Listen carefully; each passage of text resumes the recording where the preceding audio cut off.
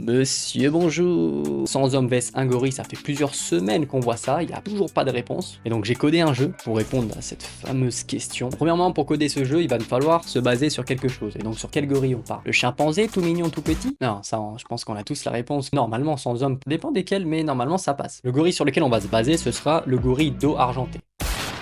Celui qui t'en met une et pas deux. Tu vas jusqu'à l'autre bout de la ville sans tram. Et le moteur de jeu ce sera Godot. Ouais, c'est le partenaire maintenant. Il faut me signer quelque part Godot là. Donc maintenant qu'on a notre base, on va devoir extraire les informations au niveau des chiffres, que ce soit de l'énergie, que ce soit de la puissance, que ce soit de la taille, que ce soit de la rapidité, pour pouvoir les intégrer à notre jeu. On a des valeurs vraiment plus élevées pour le gorille. C'est fini, c'est bon, stop. Ils sont quand même 100 les gars, il faut regarder. Pour notre jeu, on aura une valeur de base, celle de l'humain, et puis le gorille sera simplement un multiple de ces références-là. Donc un gorille, par exemple, côté puissance, c'est 6 à 15 fois plus puissant qu'un homme. Côté puissance, il faut faire quelque chose qui soit plus affiné, qui représente mieux la réalité. Le gorille peut te mettre un coup, peut le tuer en un coup, comme le rendre dans un sale état, et vraiment, ce serait mieux la mort, je pense. Côté endurance, le gorille a beaucoup plus de masse musculaire, donc il va vraiment développer beaucoup d'énergie, voire effectuer ses actions. Et donc là, on a une petite différence, mais qui est très légère par rapport à un humain. Après, côté endurance physique, c'est également la même chose, c'est 10 fois voire 15 fois plus qu'un humain, mais voir un peu la diff. Maintenant on a nos valeurs, donc on va pouvoir faire la bagarre, il va falloir chercher nos modèles pour avoir des représentations au sein de nos jeux. Premier modèle pour les humains, ce sera un Lacoste. Ils m'ont l'air très investis dans ce débat, et j'ai voulu vraiment les représenter au mieux dans ce débat. Et le deuxième évidemment ce sera le gorille, sinon il n'y a pas de jeu en fait. Donc là il a fallu l'animer etc, c'était un peu plus galère que le modèle de base, mais on y est arrivé au bout et on les intègre à notre jeu. Maintenant il n'y a plus qu'à coder. On sait qu'on veut jouer un personnage dans le jeu, donc on aura un état notre joueur qui sera un état de contrôle au clavier. Ça c'est classique. Après, on a quand même 99 autres joueurs et je pense pas qu'ils vont regarder le mur. Eux, c'est assez simple, on va faire plusieurs états également pour un peu donner un peu de peps à ça. On ne fera pas attaquer les 100 joueurs d'un coup car c'est tout simplement impossible d'aller à 100 autour d'un gorille. On va laisser uniquement 4 joueurs rentrer dans ce qu'on appelle la zone d'attaque et pouvoir infliger des dégâts au gorille ou simplement se prendre un parpaing.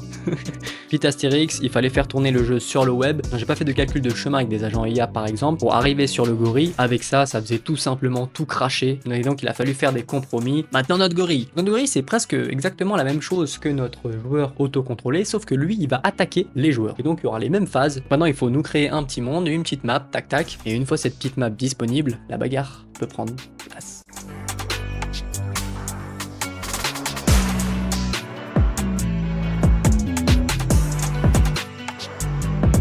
Donc n'hésitez pas à aller faire un tour et essayer. Donc il y a la possibilité ou non, ça va dépendre de vous, de mettre à bout le gorille. Et pour ceux qui veulent soutenir le projet, n'hésitez pas. Il y a un mode également où vous pouvez prendre place en tant que gorille, disponible sur Windows. Le jeu répond enfin à la question avec des cas concrets. Pour aller encore beaucoup plus loin, et les gars, à un moment donné, moi je me dis, mais on fait une équipe et on se fait un safari, on y va direct. Ça sert plus à rien de faire ces conneries là. C'était tout. Ciao ciao.